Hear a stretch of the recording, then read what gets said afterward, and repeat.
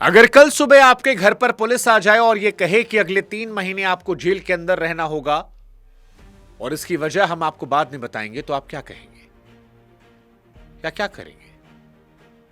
अगर मैं आपसे कहूं कि देश में एक आदमी को बिना मुकदमे, बिना चार्जशीट, बिना जज के सामने लाए 170 दिन जेल में रखा जा सकता है, तो क्या कहेंगे?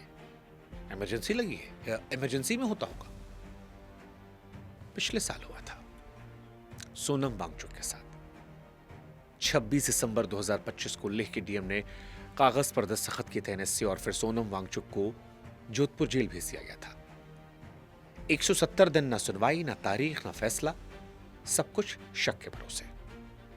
14 मार्च 2026 को गृह मंत्रालय ने कहा छोड़ दीजिए। क्यों छोड़ा पता नहीं।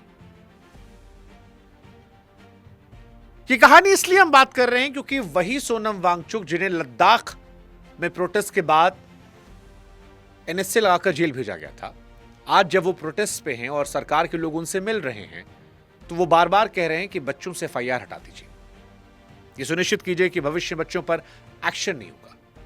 और अब तक 6 बच्चों पर एफआईआर हो चुकी है, जो लेटेस्ट इंफॉर्मेशन थी। और अब इन दोनों खबरों को जोड़ के देखिए, क्योंकि खबर है कि दिल्ली में पुलिस कमिश्नर के पास एनएसए के तहत किसी को उठाकर बंद कर देने का अधिकार दे दिया गया है 19 जुलाई से 18 अक्टूबर तक।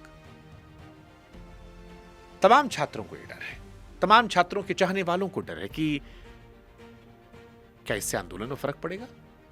कहीं यह आंदोलन को लेकर तो नहीं है?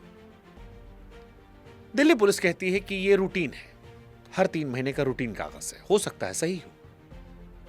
पर एक सवाल जो बच्चे के मन में आ गया वो ये कि क्या जंतर मंतर पर बच्चा बैठा भी एनएसए के तहत अंदर हो सकता है? और एक्सपर्ट्स का जवाब डरावना है, क्योंकि वो कहते हैं कि हाँ हो सकता है, क्योंकि एनएसए सिर्फ देश की सुरक्षा के लिए थोड़ी है, वो तो पब्लिक ऑर्डर को मेंटेन करने के लिए भी है, अमन चैन लाने के लिए। और जंतर मंतर पर जिस तरह से झड़प हो रही है, जिस तरह से पुलिस वाले बच्चों को पीट रहे हैं, बच्चे पुलिस वालों को पीट रहे हैं, ऐसा हो सकता है क्योंकि एनएसए अधिकार देता है कि अगर अमन चैन बिगड़ने का शक हो तो भी उठाकर अंदर कर दीजिए। और यहीं से सवाल कि इस वक्त एनएसए का जो ये रूटीन कागज आया है, ये इत्तेफाक है या कोई क्रोनोलॉजी है? नमस्कार, मैं हूं शुभांकर मिश्रा और ये वीडियो बहुत इंपॉर्टेंट है। इस वीडियो में हम पहली नजर में ही सरकार को घेर करके सरकार एनएसए लगवा रही है, ये माहौल नहीं बनाएंगे, लेकिन ये भी कह रहे हैं कि इसके दावपेच से क्या छात्रों को और आपको डरना चाहिए और क्या इतिहास में डरावनी एग्जाम्पल हैं, वो भी आपको बताएंगे। इसलिए अगले 7-8 मिनट हमारे साथ रहिएगा, क्योंकि ये वीडियो बहुत इंपॉर्टेंट है और इसे वहां जो जंतर मंतर बच्चे बैठे उन्हें जरूर दिखाइएगा।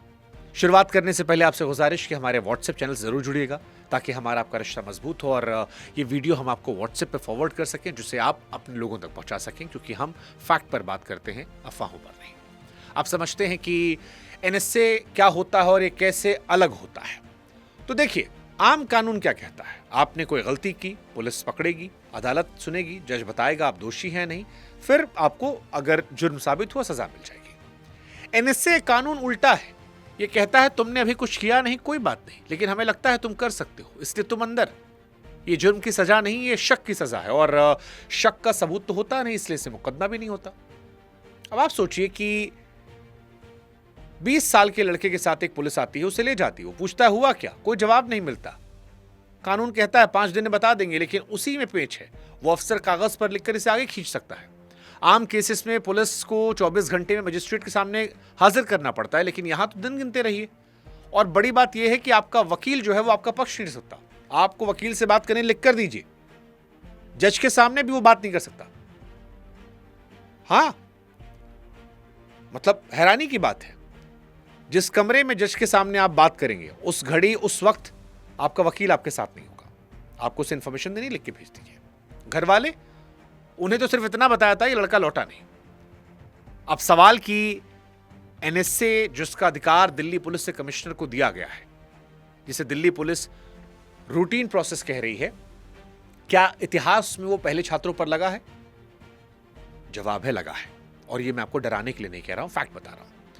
मध्य प्रदेश के बैतूल में एक लड़का कानून की पढ़ाई कर रहा था, उसने अपने ही कॉलेज में जातिवाद के खिलाफ आवाज उठाई, उस पर एनएसए लग गया, करीब साल भर अंदर रहा।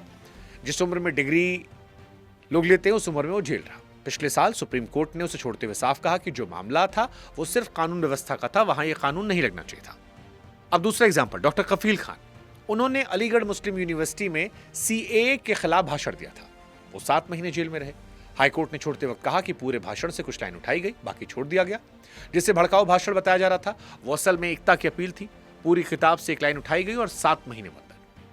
2020 में सीए के खिलाफ जो प्रदर्शन हुए उनमें भी यूपी में कई लोगों पर यह कानून लगाया गया। उनमें अच्छी खासी तादाद यूनिवर्सिटी के बच्चों को भी थी। इस साल मई में मुश्किल से 2 महीने पहले नोएडा में मजदूरों का आंदोलन चला था। यूपी पुलिस ने एक छात्रा आकृति चौधरी और एक पत्रकार सत्यम वर्मा, इन दोनों पर एनएसए लगाया। सरकार का आरोप था कि इन्होंने मजदूरों को हिंसा और आगजनी के लिए उकसाया। घर वाले कहते हैं कि पुलिस की एक प्रेस रिलीज के अलावा उन्हें कोई कागज नहीं मिला। मामला अदालत में फैसला आना बाकी है। अब ये घटनाएं अगर बच्चों के मन में शक पैदा करती हैं, डर पैदा करती हैं, तो क्या यह डर वाजिब है? इसका फैसला हम आप पर छोड़ देते हैं, क्योंकि पुलिस कह रही है रूटीन प्रोसेस है। सवाल यह भी कि अगर एफआईआर हुई है तो क्या एनएसए भी होगा? यह भी इंपॉर्टेंट चीज है, क्योंकि दिल्ली पुलिस ने एफआईआर तो की है।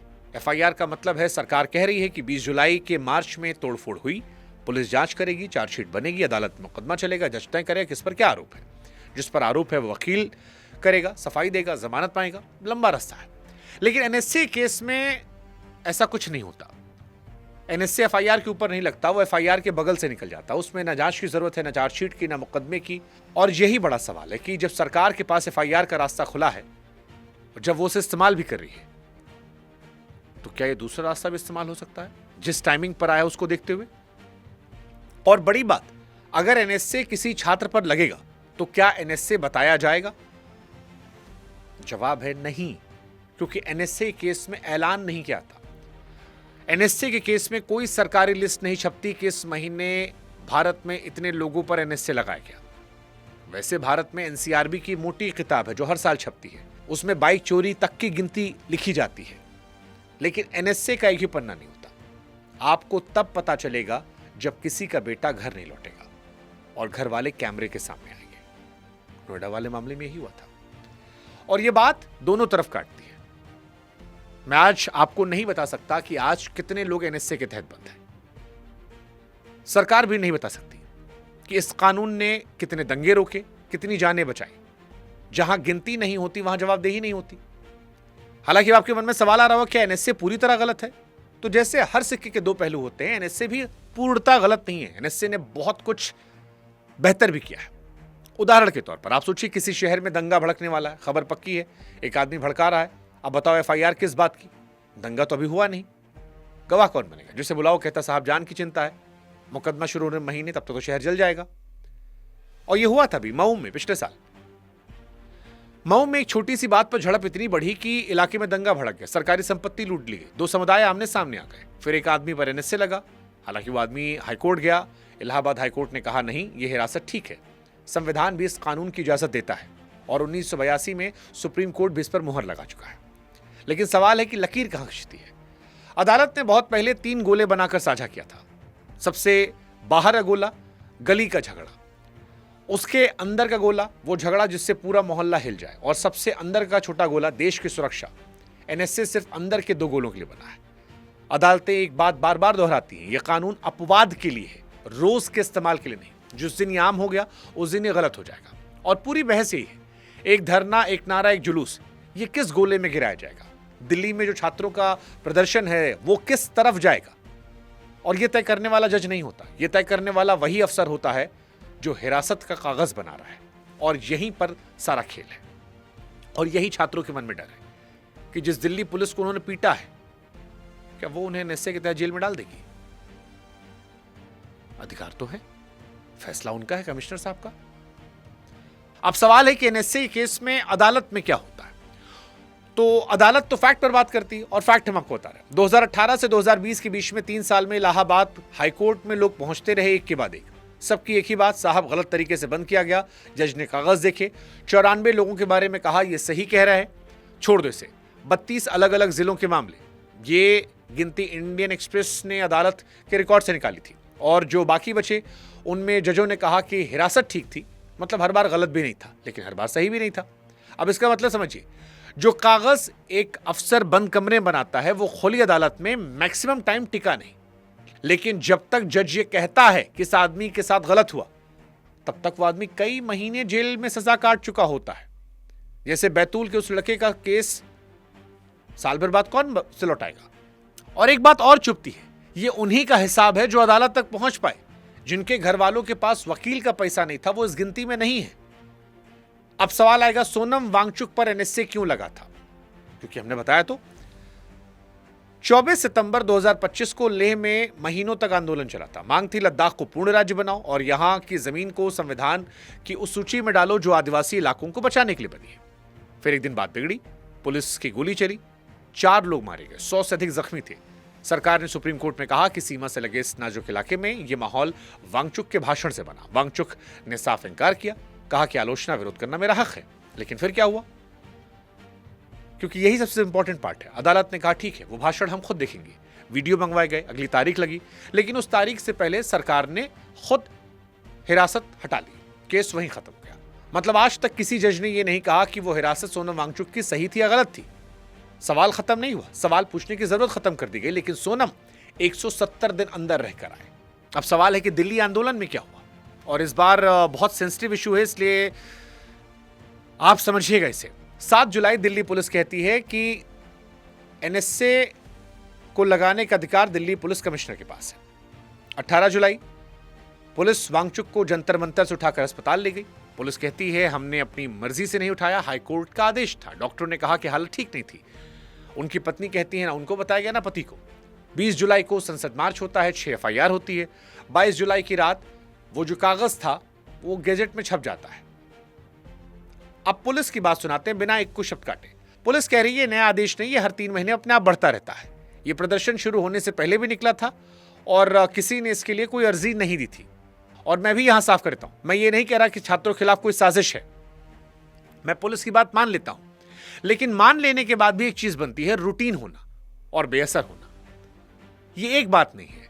बिजली का नंगा तार भी घर में रोज लटका रहता है, रोज लटकने से वो सुरक्षित नहीं हो जाता। इन्हीं तारीखों के बीच एक चिट्ठी है।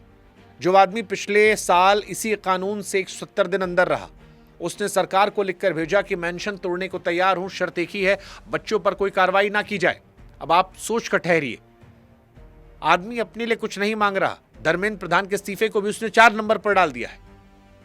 वो कह रहा बच्चों पर केस नहीं चलना चाहिए, नंबर 1 यही मांग है। उसके बाद संसद में बातचीत हो, छात्रों को मुआवजा हो और हो सके धर्मेंद्र प्रधान को हटा दो। अब सोनम वांगचुक जब ये कह रहे हैं कि छात्रों पर केस ना हो और इधर एनएसए का गैजेट दिल्ली पुलिस कमिश्नर को मिला, उन्हें अधिकार मिला कि वो एनएसए लगा सकते हैं, तो अगर इन कड़ियों को जोड़ें तो सोनम वांगचुक जो 170 दिन अंदर रहे वो ये जानते हैं, उन्होंने भुगता है, उन्हें मालूम है कि दिल्ली पुलिस कमिश्नर का एक दस्तखत किसी को भी अंदर कर सकता है। और सबसे बड़ी बात एनएसए की, उसमें तो कोई हिसाब होता नहीं। अब आगे सरकार ये मान ले या ना माने, अनशन टूटे ना टूटे, दोनों सूरत में सवाल वहीं खड़ा है। और वो सवाल 3 महीने तक का है, 18 अक्टूबर तक का। ये वो कानून है जो 1980 से चल रहा है। संविधान परमिशन दे रहा है, सुप्रीम कोर्ट सही ठहरा चुका है। मऊ जैसे मामलों में भी इसकी होने की ताकत का एहसास मिला है। लेकिन फिर भी एक सच ये भी है, कई सारे लोग ऐसे हैं जो इसमें फंसे हैं। हालांकि मैं स्पष्ट कर दूं कि अभी तक किसी प्रदर्शनकारी पर एनएसए लगने की कोई खबर नहीं आई है और मेरी दुआ है कि ना आए, दुआ है मेरी। लेकिन बैतूल का लड़का साल भर अंदर रहा, नोएडा वाली छात्रा का मामला अदालत पहुंचा है, तो ये सवाल पूछना डरना नहीं है, ये सवाल पूछना याददाश्त को ताजा करना है। एनएसए जुर्म की सजा नहीं है, शक की सजा है। और शक का मतलब है आपने कुछ बोला, कुछ लिखा, कहीं खड़े हो गए, बस इतना। आज अधिकार दिल्ली पुलिस कमिश्नर पास है, कल किसी और पास होगा।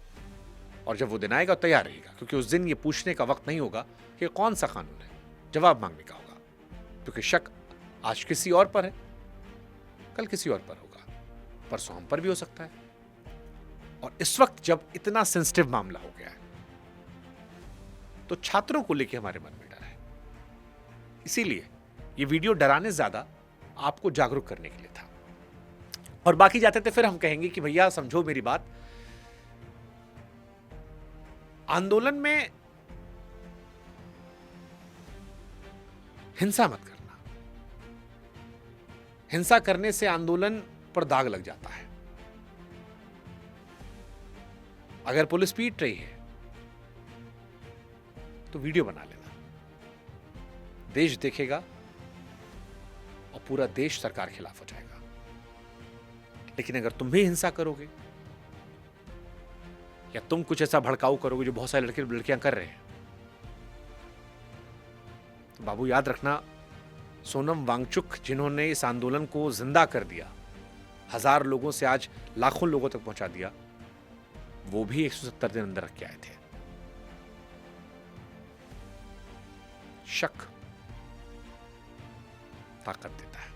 इसलिए इस कानून को समझिएगा, अपने दोस्तों शेयर कीजिएगा और उम्मीद करते हैं शांतिपूर्ण तरीके से हम सब मिलकर उन कुछ मांगों पे रहेंगे। छात्रों को इंसाफ मिले, फास्ट ट्रैक कोर्ट बने, धर्मेंद्र प्रधान चेंज हो, मुआवजा मिल जाए और जो बात सोनम वांगचुक सबसे पहले कह रहे हैं, FIR से बचना, दैट्स वेरी इंपॉर्टेंट।